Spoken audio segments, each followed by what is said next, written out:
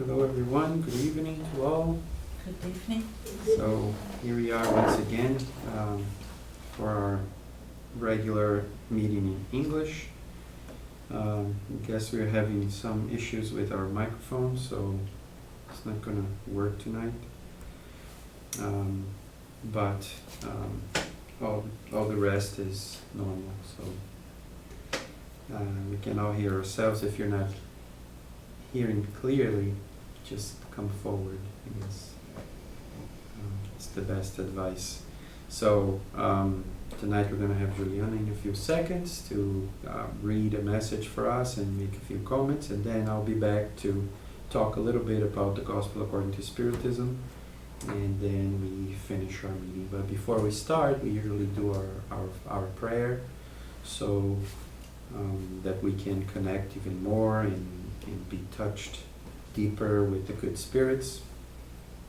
So if you want, we can close our eyes so that we can focus on those feelings and on that connection by raising our thoughts to our Creator, to our dear Master and friend Jesus, and to the good spirits that are helping us with the work of our little spot of light, to help us understand more and more that the gospel is the good news for our lives, for our hearts, for our minds, helping us understand how the laws of the universe refer to us, and what are our tasks, our duties on this universe, to be the sons and daughters of our Creator, helping to build a better world for all the souls that live within this universe. So God, we would like to thank you for the opportunity of being here once again. And please bless us with your knowledge, with your open heart, with the compassion that you show us all the time, so that we can, learning from you, from our spiritual guides, from our dear Master Jesus, we may improve ourselves to become better people every day. So help us and bless tonight's meeting. So be it. So, let's invite Juliana. She will read a message from the book Our Daily Bread.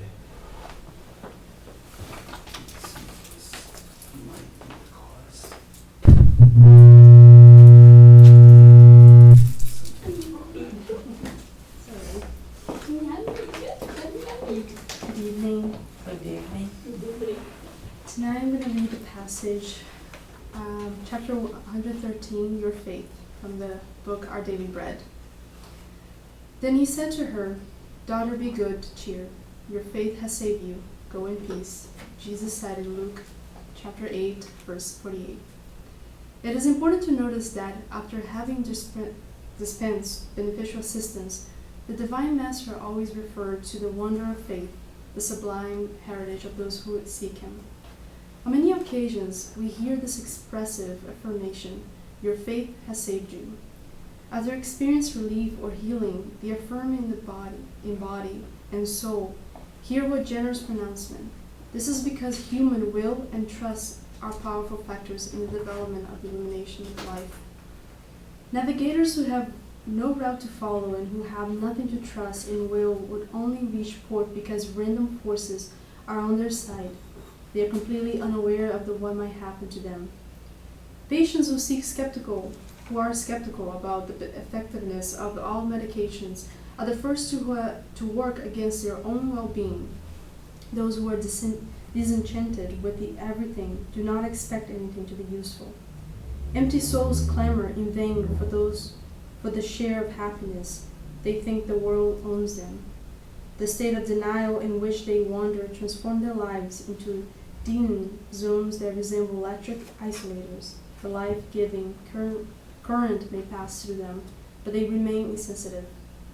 Amid the enterprises and needs of your pathway, do not isolate yourself in negativity, Jesus can overcome anything, and your true friends will do everything possible for you. However, neither the Master nor your friends can provide you fully with the happiness you seek without the aid of your faith, because you are also a child of the same God and have the same potential for spiritual growth. This is a beautiful message, and I think in some previous readings, I also remember it goes back into talking about what it means to have faith and how do you measure it. In the passage here that Jesus is walking through a city, and a woman comes behind him and touches him, and she's cured. I think she couldn't walk, if I remember correctly. And a couple passages before this, it actually reminds me of the parable of the sower in Luke verses 11 through 15, where Jesus is sitting by a lake, and somebody asked him, "Why do you talk in parables?" Thank you. Sometimes when we read the message of Jesus, we don't understand, and it seems like the message is not always clear. And how do we maintain faith on something we probably don't understand? I want to read a little bit passage of the parable where it says, "Though seeing they may not see, though hearing they may not understand." This is the meaning of the parable. The seed is the word of God. Those along the path are the ones who hear, and the devil comes and takes away the word from their hearts, so that they may not believe and be saved. Those on the rocky grounds are the ones who receive the word with joy when they hear it, but they have no root. They believe for a while, but in the time of testing they fall away. The seed that fell among the thorn stands for those who hear, but as they go on their way, they are choked by life worries, riches, and pleasures, and they do not mature. But the seed on good soil stands for those who are noble and good heart, who hear the word, retain, and the persevering produce a crop. And this is what Jesus means, is that the seed that we sow, if we have faith, we will collect good seeds. The same way that a navigator who goes through an ocean and doesn't know where he or she may lead, but yet we have faith that somehow we're going to make it there. It's the same way that we have faith, the same faith that you have. You probably don't see it. When you get up in the morning, you go to work, and you believe that you're coming back. That's a faith. We're here right now because we have faith that Jesus brought us here.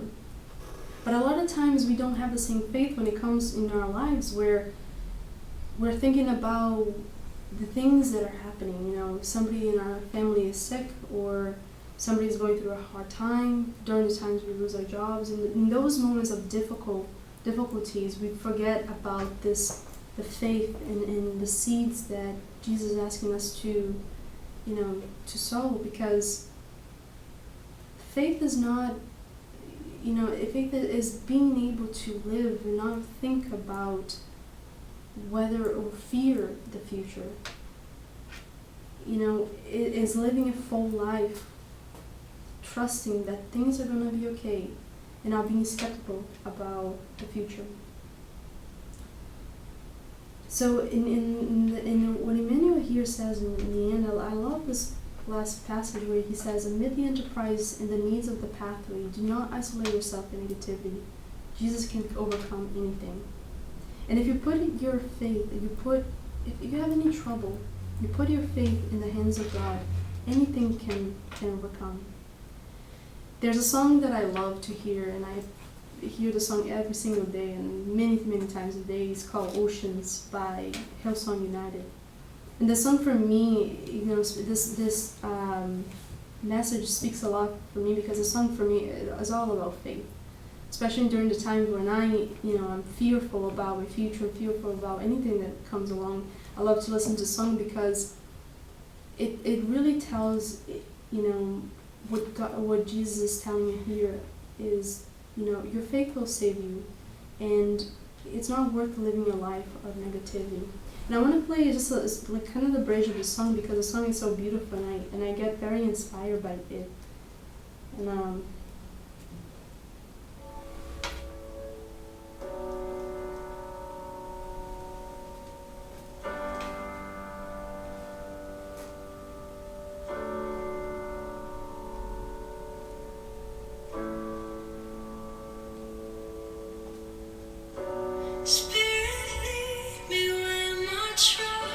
without borders, let me walk upon the waters wherever you would call me.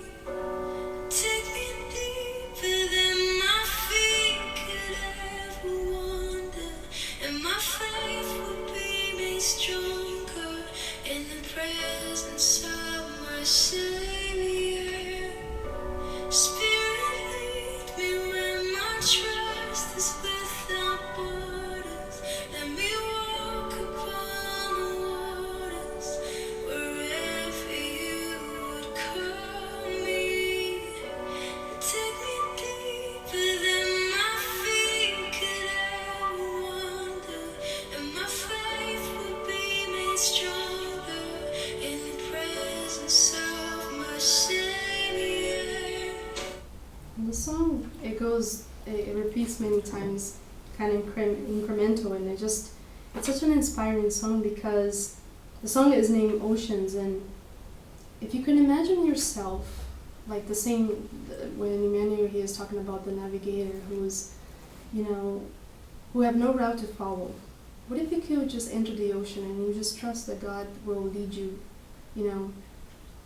I think what I like about the song is maybe let's do a prayer for God where, eliminate all the borders and our fears. Allow me to walk in the oceans without fearing anything and trusting that everything will be fine. It's the same way, it's like let me walk on the ocean and let me lead my faith to you. So I love this song a lot because to me the song is all about faith and it's about this inspiration about, reminding ourselves that no matter what you have going on, you just need to ask, give me the strength, eliminate my borders, eliminate anything that keeps me from walking towards what Jesus is telling us in the parable and telling us that only faith will save you, and it's not easy. Every day, it takes a lot of effort and work, but we can get there. But I think it's really about trusting, and there's no easy way. I think that every day we probably question how faithful we are, but I think it's a day at a time. But trusting that only faith can save us. The same way that the faith that the woman, when she touched Jesus, she was cured. So that's kind of my analysis. I hope that it made sense. I had a lot of thoughts because I think that, I wasn't gonna play the song, but then coming here, I listened to the song so many times. But then, talking about faith, and I realized like the song, the reason why I love the song so much is because it taps into faith. It reminds me every single day that we need to have faith, and it's not reminding us when we're here. It's every single moment of our day is that we're gonna go through many difficult times, and we never know when those times come. But we just have to be faithful when they do. Thank you. I have one comment here. The other day, I passed for something in my houses, in my health, and then I'm crying. And then I look upstairs, no. I talk to the guard, and then I fight, and then I cry, and then later I pass. Boom, stop. And my eyes stop. And then the message say, it's fair, it's no easy, but everything possible. Yeah. If you have faith, put my hands, and then I show you. Yeah. And then cry, and then my house, I sleep. The other day, the solution. Yeah. I Okay, look good. upstairs again, I know you understand, I know you actually just say, Yeah. for me it's good. You have to put all that faith Um, in that's faith. I gave to my problem for him. In the morning, that's it. It's perfect. That's right. Thank you guys. Thank you. Ju, Hum? você assistiu um filme chamado Breakthrough? Não. Tem essa música. É? É baseada numa história verdadeira. Uma história bem linda da mãe do filho. Você vai gostar. Ah, essa música. Essa banda. É linda. É. Foi a primeira vez que eu escutei foi no filme. Yeah, that's a beautiful song. Thank you, Juliana. It's we could stop right now and go home because you know that it's uplifting to talk about faith and the hardness of what we all go through. It doesn't matter rich, poor, black, white. Naturally, some people struggle more than others, but sometimes when we struggle physically, although the physical struggle may be tougher to some, but independently of where we were born, if we have some deeper moral suffering, either because we lost someone, because and most everybody will lose someone one day, either a son or a father or a mother or a good and close friend, it doesn't matter. It hits everybody the same way. And with the faith that Julie was talking about, it really makes us stronger. And in some degree, I'm continuing to what she was saying, because the message for tonight is taken from chapter 6 of the Gospel according to Spiritism, which is Christ the Consoler. That's the title of the chapter. And it talks about how these sufferings that we all go through can be helped by a different understanding that we have, or a deeper feeling that we have about how the world works, about these laws, and about the whys of our suffering, why we suffer. And then when we understand that, we start to become a little more consoled, to use the word here.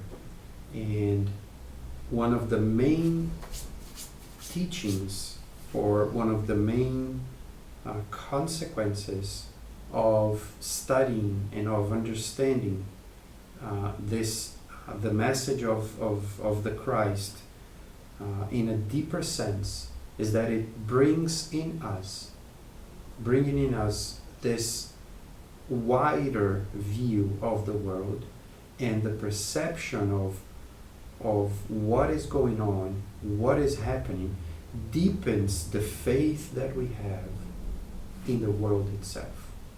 Deepen the faith of ourselves in why we are here, what is our purpose in life, and what do we need to try or to put our efforts on to achieve in our own lives. And this chapter is very interesting, because it is one of the shortest chapters in the book, in the Gospel according to Spiritism. So I'm just going to compare to you visually the difference between chapter 5 and chapter 6. And Kardec is, to me, he has this perception so accurate of how what we go through in our lives, that the chapter which we finished a few months ago, maybe 3 or 4 months ago, which was chapter 5, talks about suffering. And it talks a lot about suffering. the different types of suffering that we go through.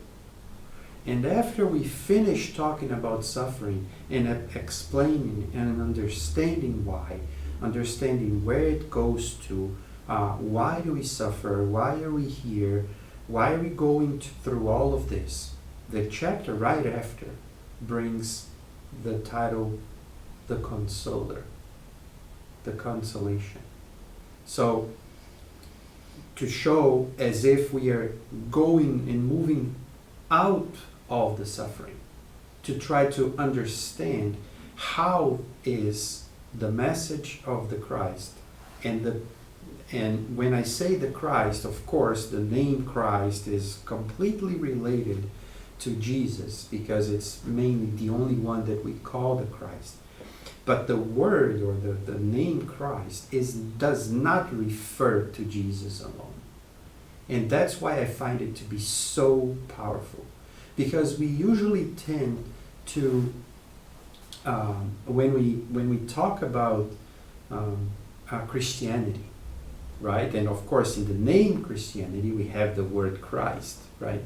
But the word Christ, although it's connected to Jesus, it refers to a person that was like anointed, that received like this grace to be able to do something better. And that's what Jesus was, or that's what Jesus is. He is one of the Christs. And to us, he is the biggest one, because we recognize in him, and by him I'm not saying the person Jesus, I'm saying the message Jesus. The message Jesus is the most complete moral code that we have available. Because if we overlook all the bad things that we, the men and women of the past, put onto Jesus, saying that Jesus did, that Jesus told us to do this, Jesus told us to kill people, Jesus told us to kill Muslims, Jesus told us to charge you for a piece of land in the sky. Jesus didn't say any of this. And that's why when we, sometimes we are ashamed, and by we I'm saying myself included really, sometimes it is hard when we are in a conversation and I want to say that I follow Jesus, not because I don't agree or I don't, it is hard, not because I'm not a follower, but because people look when you're saying that you follow Jesus and they have all this luggage, all this weight on what Jesus means. Because we see so many different things happening in the name of Christ that it is hard to really, from all the mumbo jumbo, all the rubble, all the things that are said, to really pick what is important in his message. So it is hard sometimes to convey to people, what do you mean when you say that you're a Christian? What do you mean when you say that you follow Jesus? Because to me, to follow Jesus, it is not to be in a church. Could be farther from this, right? It is not to come here. It is not to study. It is not to read. No, that's not to be a follower of Jesus. To be a follower of Jesus is really to look at the message, understand the message, and it doesn't necessarily even need to have Jesus' name in it. And that's the big point. He never forced anyone to follow him.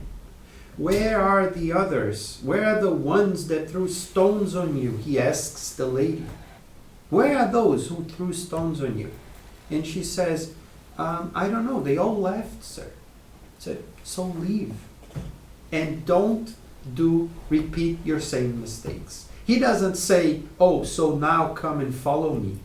So now you have to be my follower. No, he doesn't say that.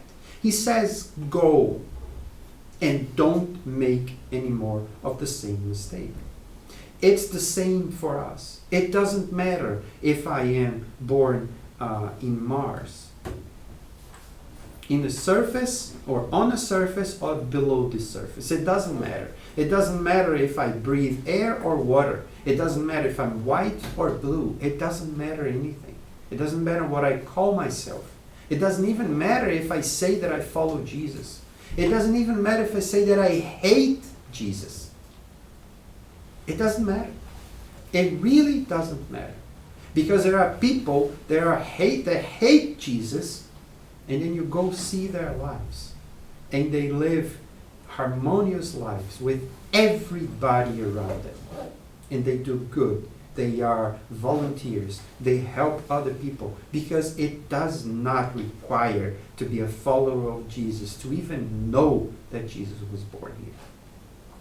And that's why I think it's so, of course, that being Christians or being related to Jesus and learning and trying to understand His message, knowing His message, knowing His parables, His stories, like Julie was saying here, it helps us understand a lot of what's going on. But there are so many of His parables that are told in different ways, in different languages, without His name, that teach the same kind of thing. And if you follow those messages, He will come and He will say, "You are my disciple.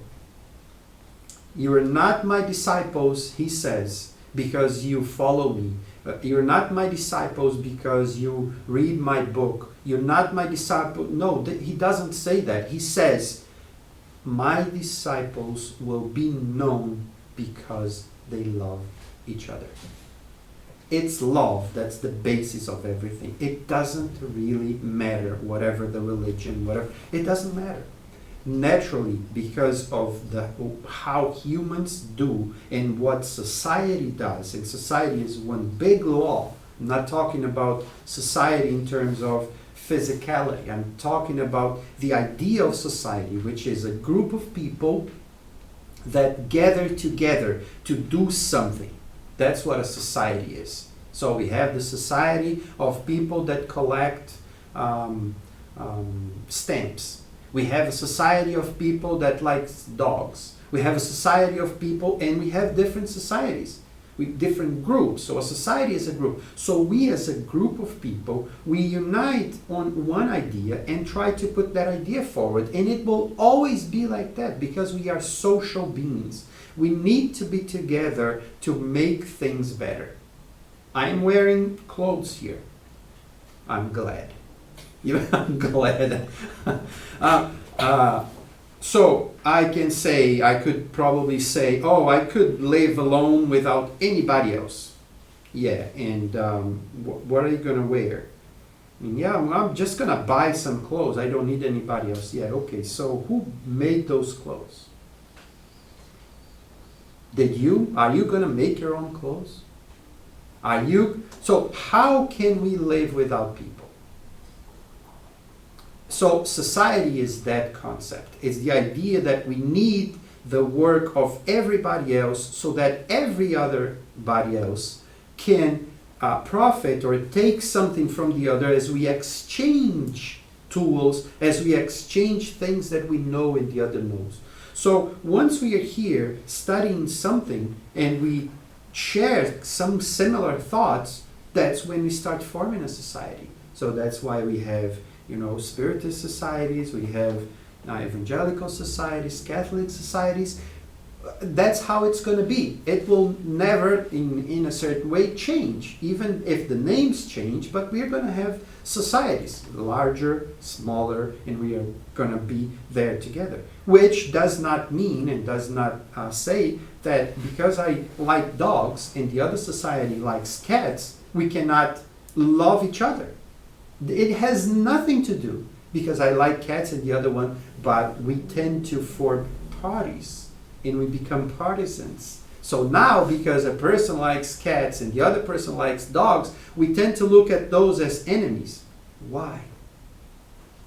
So that's when we start to try to understand that not only in that sense, but in religion, that happens the same way. And it's not because of religion, it's because of what we are. what we still are. Jesus came to put these things aside and say, hey, look, everybody needs to improve. Don't be a hypocrite, he tells the Pharisees. He calls the Pharisees hypocrites, saying, don't be a hypocrite. What is he saying? He's calling us Pharisees. Because we are still on that path. We cannot be 100% still what we say. It is a path, it is something that we need to improve on. So although some people say, oh, he is parting from the Pharisees, but that's what he's saying. He's using an example of a person, of some people that are like that. And I'm saying are in the sense of not are eternally like that, but are temporarily like that, that may improve, that can get better. He's telling this. It is as if, in looking at those messages, and Julie cited a few ones here, looking at the teachings or the parables, we look at these and we say, can I be the Pharisee of the parable? Shouldn't I make myself the Pharisee of the parable that he's talking about? And I have to really and sincerely ask myself, am I not being a Pharisee? Am I not being a Samaritan sometimes? Am I not being the tree or the sower, or even sometimes the seed, or the terrain where the seed falls upon? Which one of those small pieces of the story that he's telling is me at that moment? And I'm going to see that I can be every little piece of the story that he's telling. And that's why his message is so profound. Because when we stop to analyze it, he's actually showing us that we need to really pay attention, really try to understand that we are part of this big society that has gears that need to be working. And we need to try to improve those connections so that society can work better. Of course, that when we are sick, when we are sad, these things don't work very well. So, but when we start to understand that we have our parts to play, then we start to say, okay, this is going to hurt a little bit, but it's not only for me. Maybe it's my time. Maybe it's the time when things are going there. But then after that, I'm going to be free of it. And I'm going to be on the side that's not pushing anything. And that's what he is trying to tell us. Everybody has their moments of difficulties. Everybody has their moments of problems. And we just need to, but we need to understand that when, what Julie said, when we learn to have faith, that everything is just a part of a bigger picture that we are not seeing sometimes, then we start to see why his message gives us that comfort. And when I say, again, I want to make this very clear, maybe I already did, but I like to repeat things anyways. When I say his message is, I am a Christian, but we find the same type of message in other religions or in other philosophies. When we take Buddhism, for example, that says that we suffer the most when we try to get rid of the suffering. Meaning, I am suffering because I am suffering. If I just suffer what's going on, it's one thing. But the problem is that I suffer and then I complain about the suffering. So I'm adding more suffering on top of what the suffering is. And does not suffice sometimes. I know why I'm suffering, and then next time something happens, I do the same thing that I did before, so I know that I will suffer again.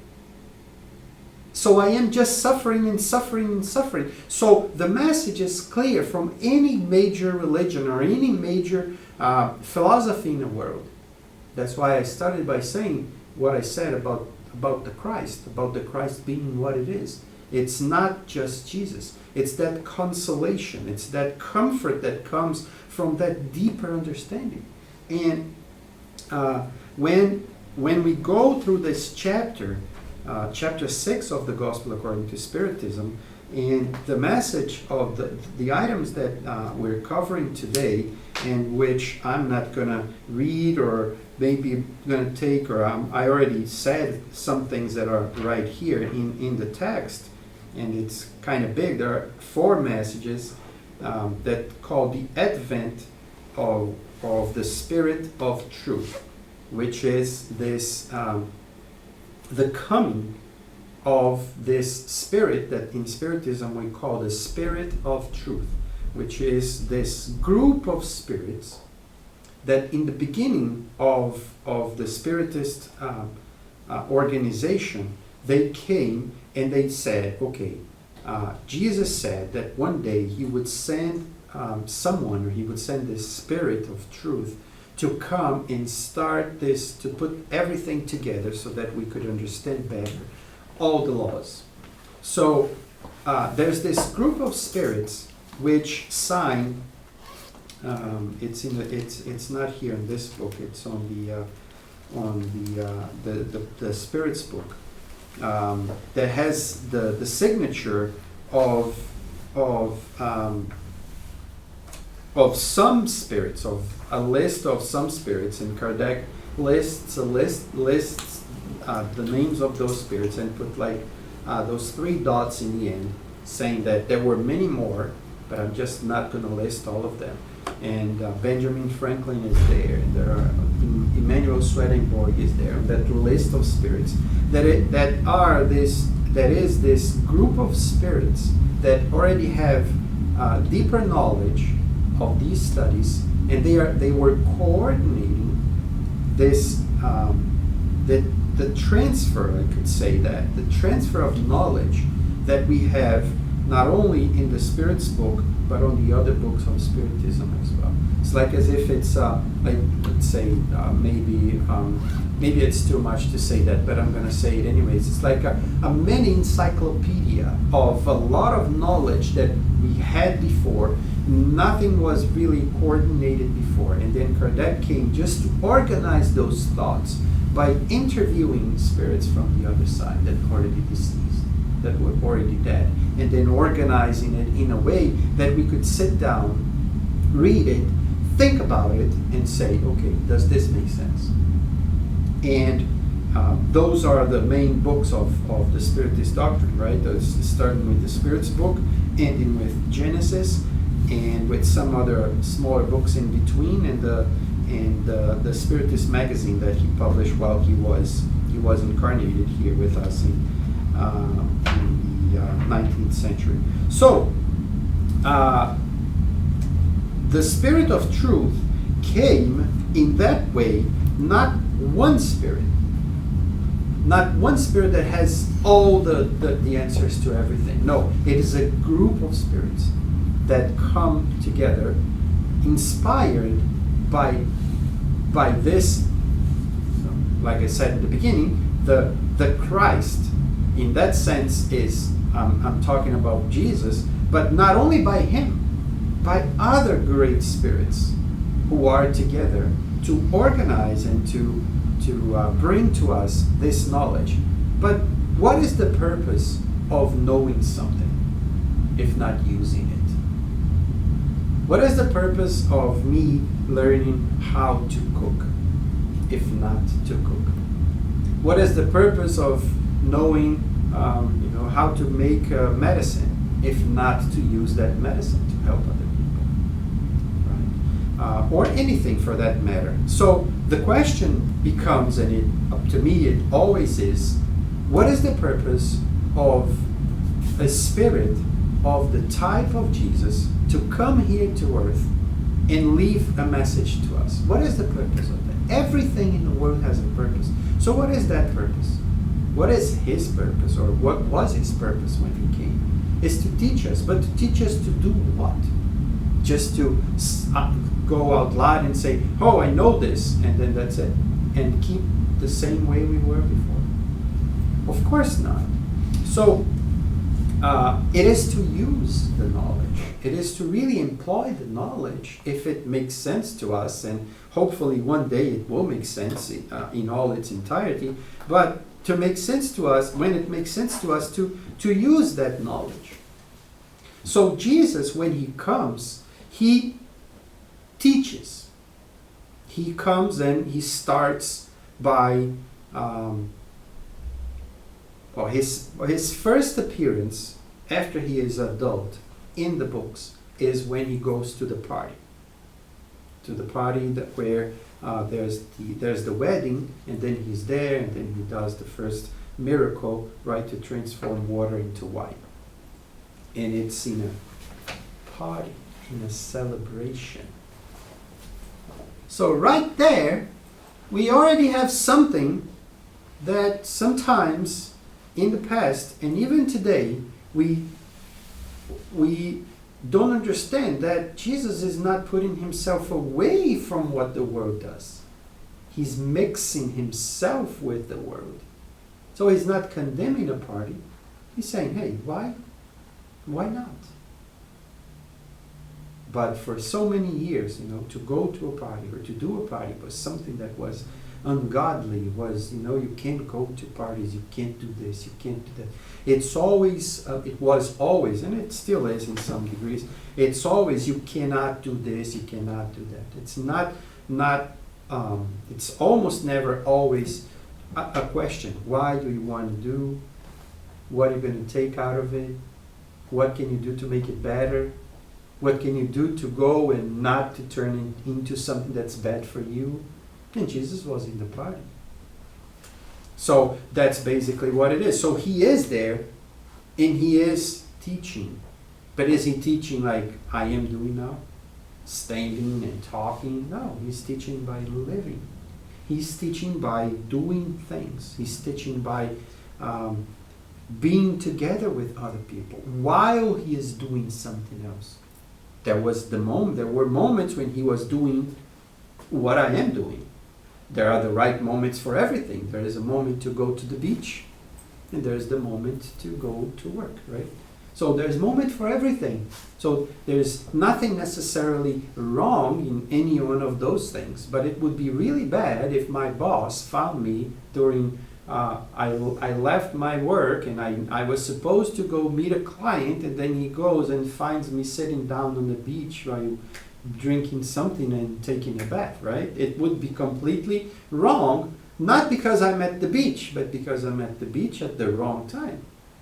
Which would be really weird if I told someone that I'm going to the beach to relax, and then all of a sudden they find me in the office taking my hair off because I'm worried about something, stressing and having a heart attack. It just doesn't, but it's not about the things, it's about the moment and about the time. So when Jesus comes, he mingles with everybody, intermingles, he walks with everybody, he is there, he is doing stuff, and he is teaching as he goes with his words and with his actions. And by doing so, he is consoling people in different ways. To some people, he is harsher. To some people, he is softer. It depends on the person. To some people, you talk certain ways. To some people, you talk other ways. It's natural. You adapt to the other person. We say, Nasi has 2 kids. I have 2 daughters, right? So we know that although they came from me, right? They are different people.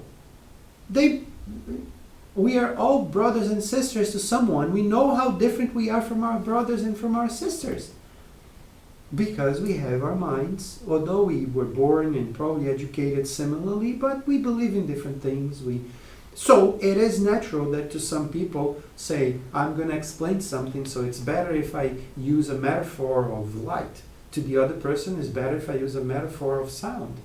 or of nature, or of whatever, because we relate to different things. Jesus is consoling us by giving us a lot of different options to explain the same thing.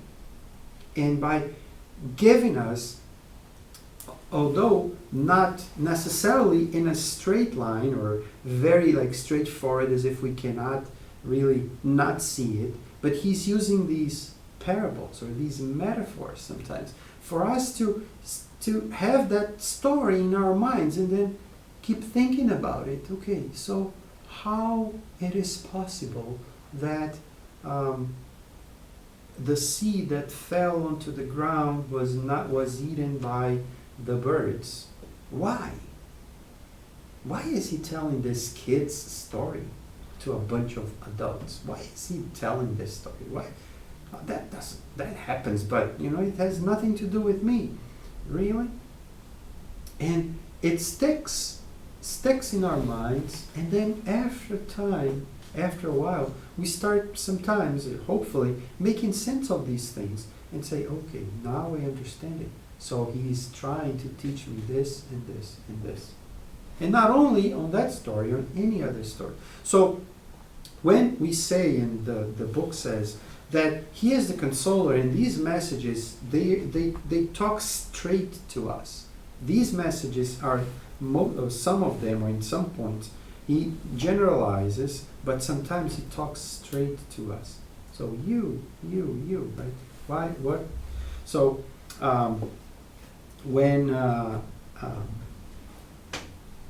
so he goes out and talk to people, but not necessarily to teach directly, but to show or to, here's how I am doing. If you want to do it, you're free to do it. If you don't want to do it, you are free to do it. There's no obligation. Just understand this. If you do it, there's a consequence. If you don't do it, there's a consequence. It doesn't matter which one it is. It will have a consequence. It's up to you, because you have the free will to go or to follow.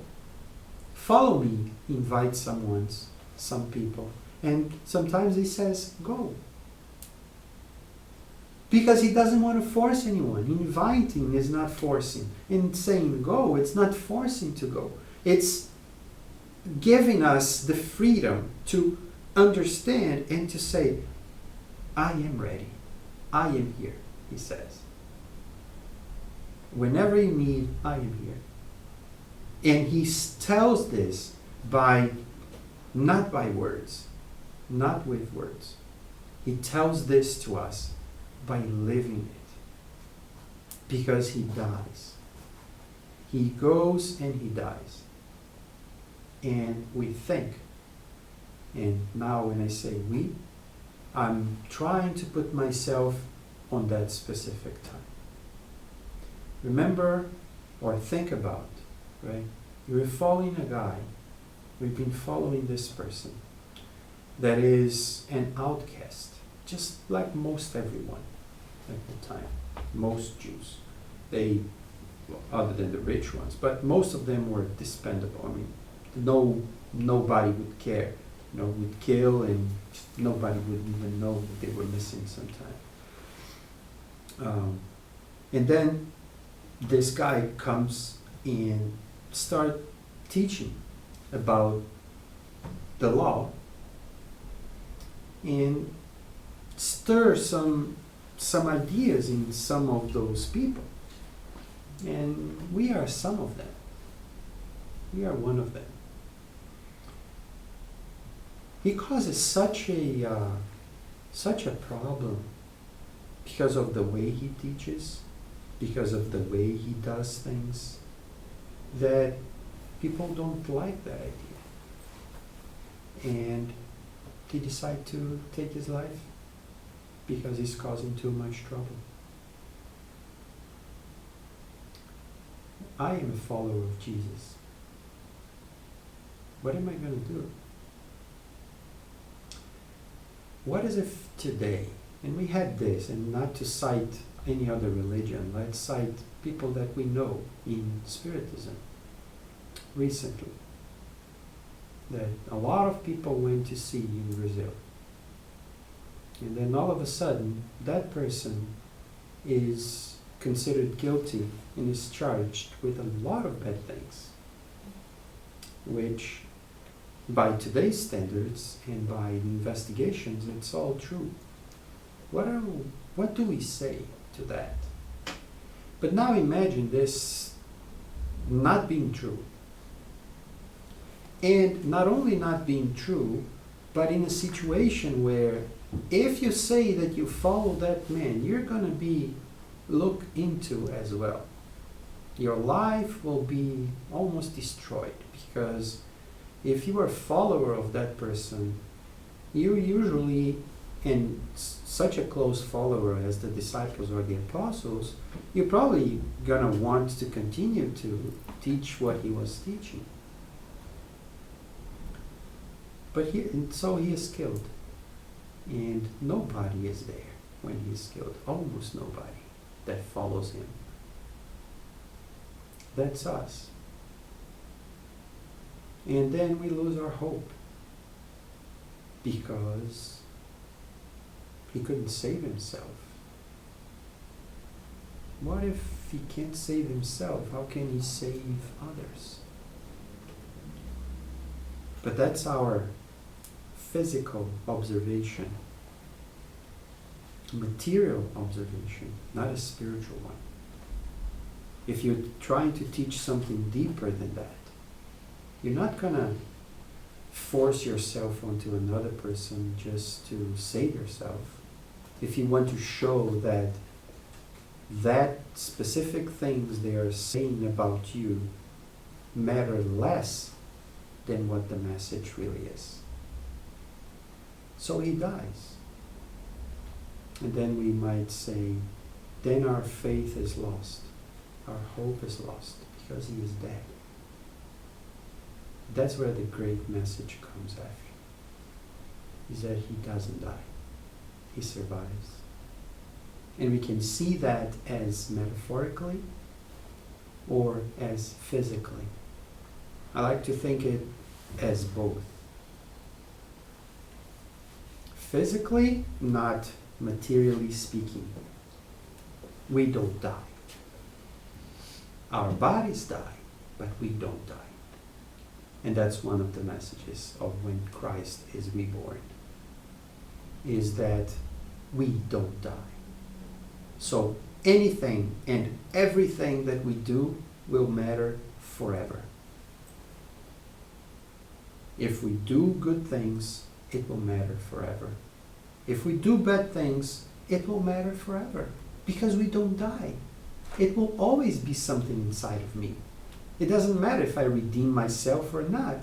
I will always have that thing that happened, that I did in the past, which is nothing wrong in per se, but it is one of the steps that we have to go through.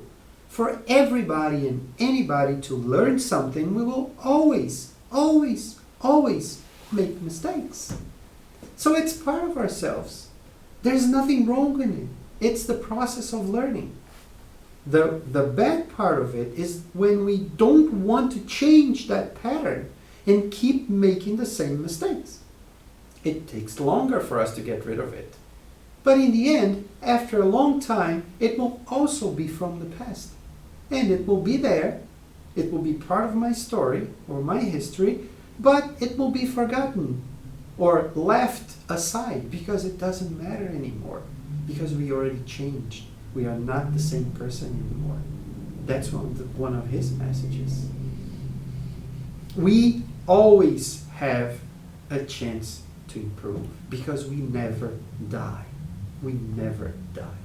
So all the sufferings, all the bad things that we go through, and even the bad things that we do, once we wake up and we say, okay, I made the mistake. Now I want to fix it. You go and try to fix it, and we have the chance and the opportunity of doing so. And of course, this includes the metaphorical sense of being reborn. Because if I did something wrong, and now someone can look at me and say, oh, this is a different Mackenzie than the one that I met before. for, that's when I know that Jesus is born again in me. That the message of this rebirth, of this consoling idea that Jesus brought to us is working within me, is when I look at myself in the mirror and say, okay, I am going to be a better, I don't want to be another person. No, I don't want to be a different person. I want to be the same me, better. If we are using the lingo of computers, I want to be Mackenzie 2.0, right? Plus. Going to 5.0, right? So I want to be a better version of it, just like anybody else. But we know that sometimes it's a beta version that will have bugs, that will make mistakes, that need to be fixed again until it becomes a better version in smaller steps. And Jesus, the Christ, gives this to us with his message by saying, you can. We can. It takes a little effort. It takes some time. It's not immediate, but we are able to do it. It is hard. Of course it is hard. We don't value anything that's easy. We don't value anything that's easy. That's almost a law of nature. Once we go out of our homes, when we grow up, and we have to live our lives, and we have to really work hard to have a lot of things that we tend to not perceive when we are younger, we say, oh, that thing doesn't grow on trees. You know, I was talking to my daughter the other day, and when she moved, and she said, Dad, when we were talking before we left, and she said to me, I remember one thing that you said, and that you said, and now I realize, said, hey, look, think about that things that are cheap. They are cheap because you don't understand the value of it. One day they will be not so cheap because you're going to have to buy them with your own money. So she said, yeah, I realized one day when I was in the house and I was making a list of the things that I needed to buy, and I saw that I needed to buy toilet paper.